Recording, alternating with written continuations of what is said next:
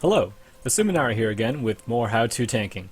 Today's how-to is about key bindings. In this first clip, you're about to watch me pop my legendary ring, switch stance, drink a potion, hit charge, berserker rage, bloodbath, dragon's roar, and then proceed with my standard rotation. That's a lot of buttons I just hit, but I'm very comfortable with doing so, and you can see it's netting me some strong results. Key bindings are honestly important to everyone who plays this game, or any other hotkey MMO.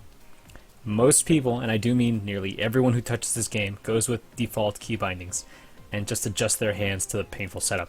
Or even worse, most folks will decide that not every ability should be on their bar or bound to a key because they cannot easily reach it. I'll tell you right now, every single spell in my spellbook on every single class that I've played is on my action bars. And I've been playing like this since vanilla, before every ability pruning they've ever done. Why is key binding so important though? Yes, you do want to focus primarily on only a few of your abilities, but I've run into warlocks who don't have soulstone on their bars, healers without interrupts on their bars, and tanks without stuns or heals, battle reses on their bars. Not every ability you gain through leveling up gets thrown on your bars, so this can help you find more synergy between abilities by reading your tooltips in the spellbook. So first let's talk about movement. The very first keys you probably touched once you picked this game up and created a character were WASD. It took me a while after I started the game, but I noticed something after I realized I could change my key bindings. You were only given these by default based on a trend for keyboard gaming in the late 90s and early millennia. These keys shift your hand one over from the default QWERTY hand placement of ASDF, and your hand can barely reach nearly as many keys because it's out of place.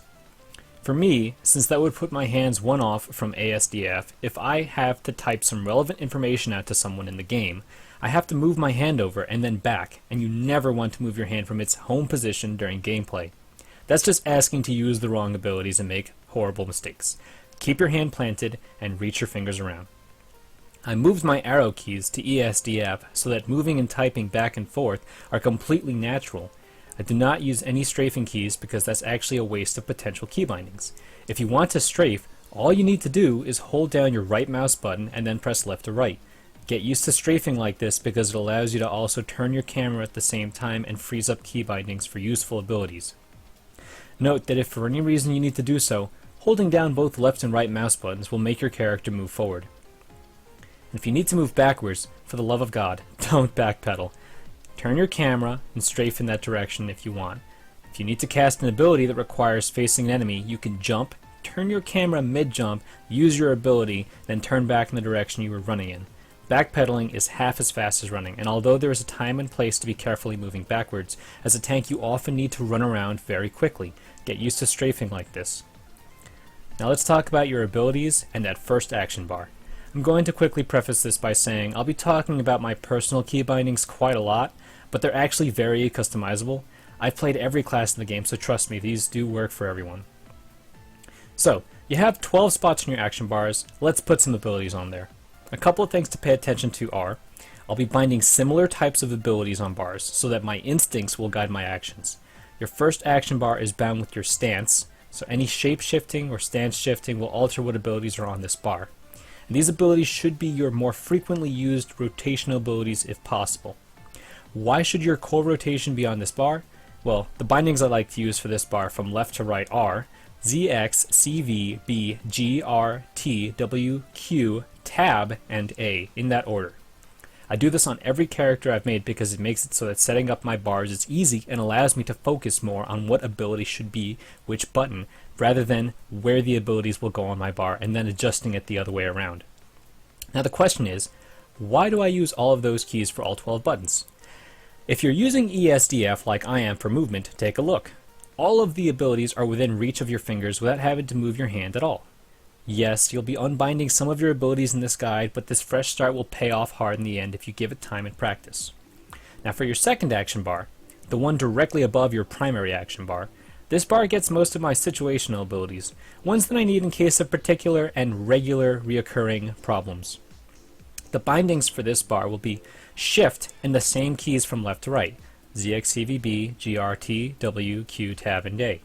Shift is a very easy key to reach, and now you've doubled your key bindings without having to reach out further again for any more buttons.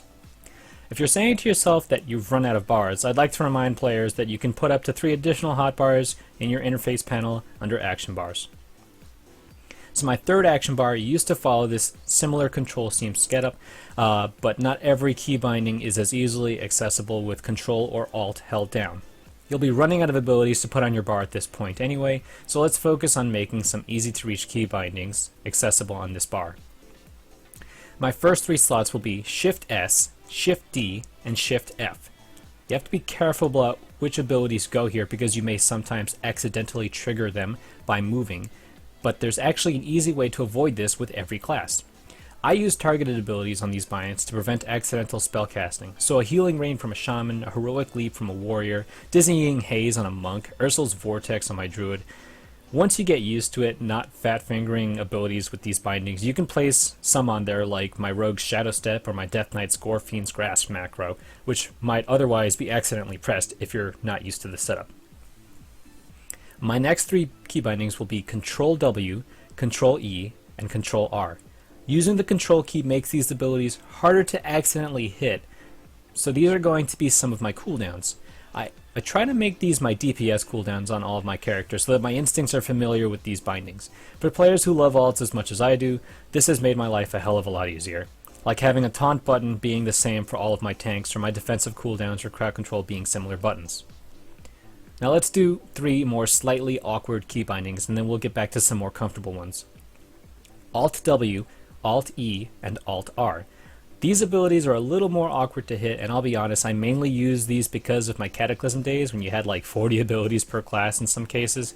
I continue to use these though because these bindings are not that hard to hit, and they allow me to put very important cooldowns on the bar that I don't accidentally use, like Heroism, Bloodlust, Battle Reses, my Taunt Banner on my Warrior, Smoke Bomb on my Rogue. And for the third and last buttons on the bar, I use Control X and Control V. I'm honestly just about out of abilities at this point, and these 2 bindings are very easy for me to hit because that's cutting and pasting right there for those of you who type a lot.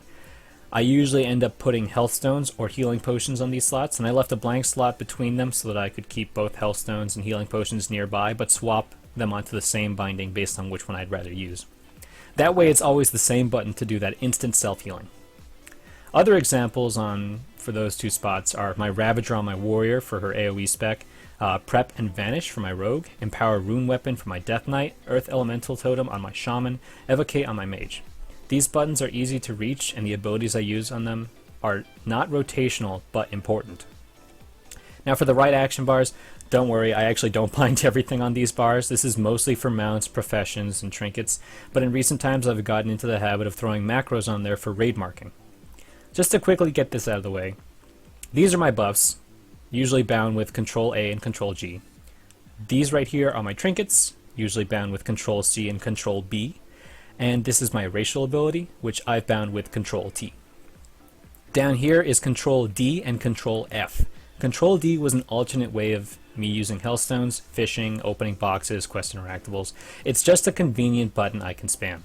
Control F is almost always my auto attack button, and I'll bring that up again in just a second, but first I'm going to wrap up these bars with these 2 buttons at the top and these 6 down here. I have a Razer Naga with 12 buttons on the side, and I do not like to use it for important buttons. Relying on a gaming mouse or keyboard for your key abilities will make you dependent on them, and you don't need them. That said, this mouse is a convenience for me, and I treat it like so. I've only had it since Mists of Pandaria, and I've played the game just fine without it. Up here are key bindings on my mouse to mount up, and down below I make use of my mouse as a raid tool. These are world markers. They're macros that I set up so that I could easily point out specific spots on the ground, and you can use these in any group. 5-mans, you always have permission to do this, but in a raid you have to be the assistant, the main assist, the main tank, or a leader. Raid target markers can manually be set up if you check the tab on the top left using raid-style party frames, or whenever you're in a raid. Click on the hand and you'll get the drop-down. I'll discuss both of these more in depth another time because I'd like to keep this video focused on key bindings. To quickly summarize what matters about what we've discussed so far, ESDF movement keys, not WASD. You have better reach to your keyboard. The first 12 buttons should be easy to use, rotational, and are bound to your stance, presence, and form. Second 12 should be more situational, still easy to reach but not easy to hit by mistake. Third row should be much more situational. Key bindings are hard to hit by mistake but still accessible. And sidebars are used for buffs, rezzing, trinkets, knickknacks, and in my case as a tank and raid leader, world markers.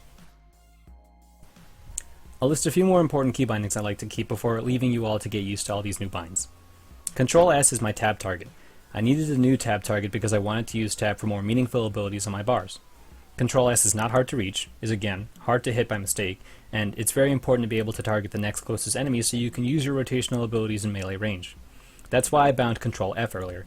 Control F is on my toggle auto attack button. Some situations require you not to be attacking, and this is just an easy way to make sure you aren't even melee swinging. Tilde is my auto run key because it's very easy to just remember that if I want to auto run, I just reach for essentially the up leftmost key on my keyboard.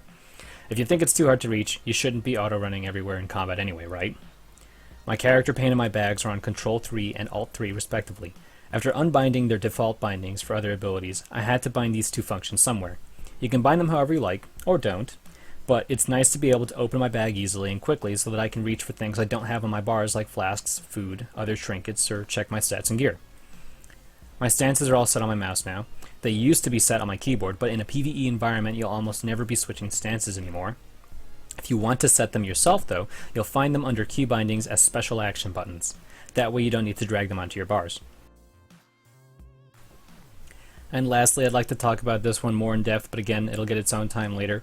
Nameplates. I try to keep their display on when I'm in combat so I can see how many enemies I have in a cluster at once and whether or not one is casting a spell. So that's key bindings. This video does deserve to be its own thing. It was quite a lot to talk about. A lot of people I see keyboard turning or clicking on their abilities. It just drives me nuts. It's not hard to get used to a multitude of key bindings. It just takes time and practice. Remember what combinations work for you. Don't tie your hand in a knot trying to get all of these down. A lot of people try and lump multiple abilities in a quote-unquote one-shot macro just because it saves on bindings, and I entirely disagree, because if all of your abilities go off at once, then you won't be able to stretch your strengths out as long in some situations. I hope this guide helped. If you have any questions or comments, leave them below, and I will see you around next time with more tips. Good luck, have fun, and take care.